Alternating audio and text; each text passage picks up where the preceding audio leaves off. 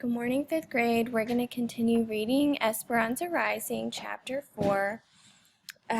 When we left off, Esperanza's father had died, and Tio Luis had asked Mama to marry him.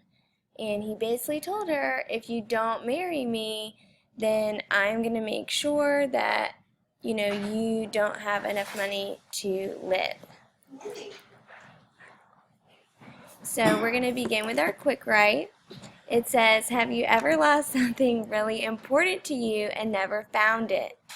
What is something that you own that you would never want taken away or lost? Why? So silently jot down 2 to 3 sentences in response to the question. Press pause to write down your answer and play when you're ready to begin. Our focus question for today is, how do Miguel and Abuelita respond to challenge? What do their actions reveal about them as people? All right, we have 3 vocabulary words. The first one is correspondence. That's letters or emails people write to each other. The second one is silhouette. That's the shape or outline of something. And the third one is salvage. So this is the silhouette. So, when you try to save something that's in danger. So these firemen are trying to salvage parts of the building. We are going to begin reading in Chapter 4, and we're going to use our CSPS strategy to get an idea of what's happening. And then in parallel teaching today, we'll zoom in on a few passages. Open up your book to Chapter 4, Los Higos or Figs. The wind blew hard that night, and the house moaned and whistled. Instead of dreaming of birthday songs, Esperanza's sleep was filled with nightmares. An enormous bear was chasing her, getting closer and closer, and finally folding her in a tight embrace. Its fur caught in her mouth, making it hard to breathe. Someone tried to pull the bear away, but couldn't. The bear squeezed harder until it was smothering Esperanza.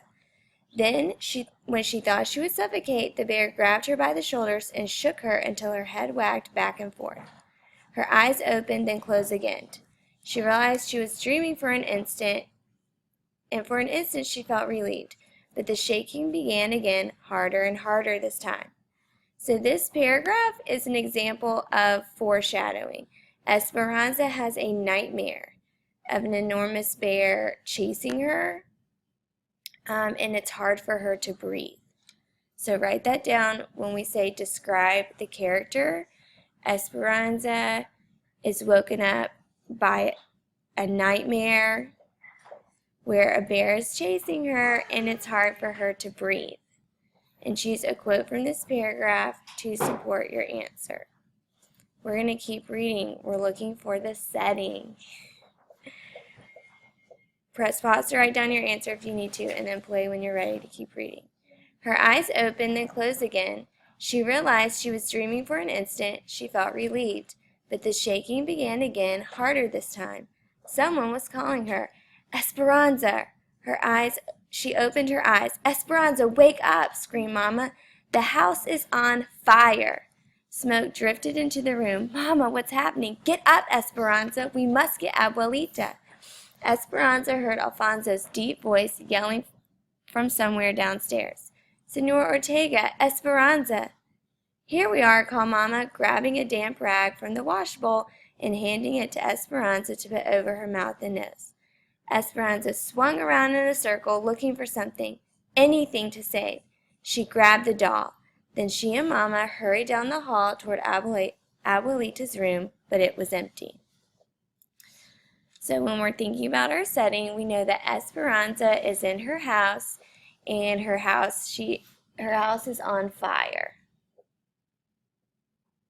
So silently write down the saying of our story in box 2 and choose a quote to support your answer. You could choose the quote that says, Esperanza, wake up, Mama screamed. The house is on fire. And now we're looking for the problem. Obviously, a problem is that their house is on fire and they are trying to escape. and now they cannot find Abuelita. So press pause to write down your answer for number 3. Esperanza's house is on fire, and they cannot find Abuelita. And you can write down this quote to support your answer.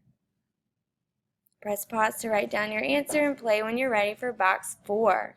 Trying to figure out how Esperanza solves this problem. Alfonso, screamed Mama, Abuelita is not here.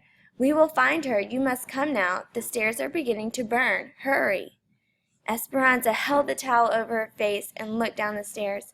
Curtains flamed up the walls. The house was enveloped in a fog that thickened toward the ceiling. Mama and Esperanza crouched down the stairs while Alfonso was waiting to lead them out through the kitchen. In the courtyard, the window gates were open near the stables. The vaqueros were releasing the horses from the corrals. Servants scurried everywhere. Where were they going? Where's Abuelita? Abuelita, cried Mama. Esperanza felt dizzy. Nothing seemed real. Was she still dreaming? Was this her own imagination gone wild? Miguel grabbed her. Where's your mother and Abuelita? Esperanza whimpered and looked toward Mama. He left her, stopped at Mama, then ran towards the house. The wind caught the sparks from the house and carried them to the stables. Esperanza stood in the middle of it all, watching the outline of her home silhouetted in flames against the night sky.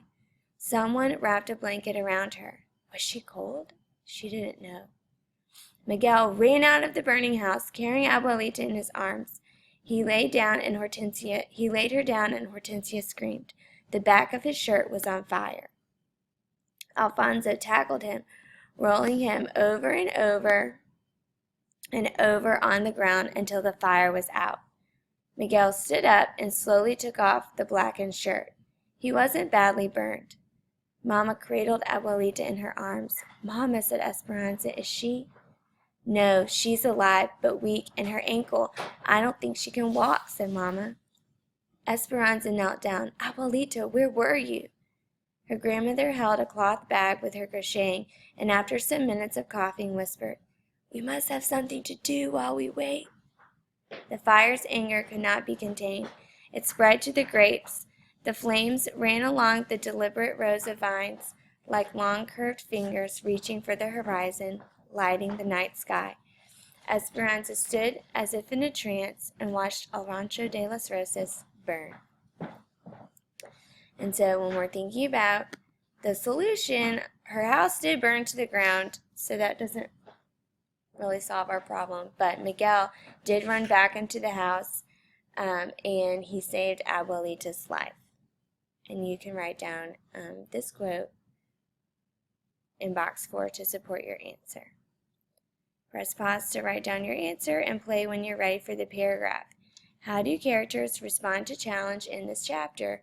What do their actions reveal about them as people? So you should choose one character from the chapter: Esperanza, Mama, Miguel, or Abuelita. What is their challenge? How do they respond? And what does this tell you about them as a person?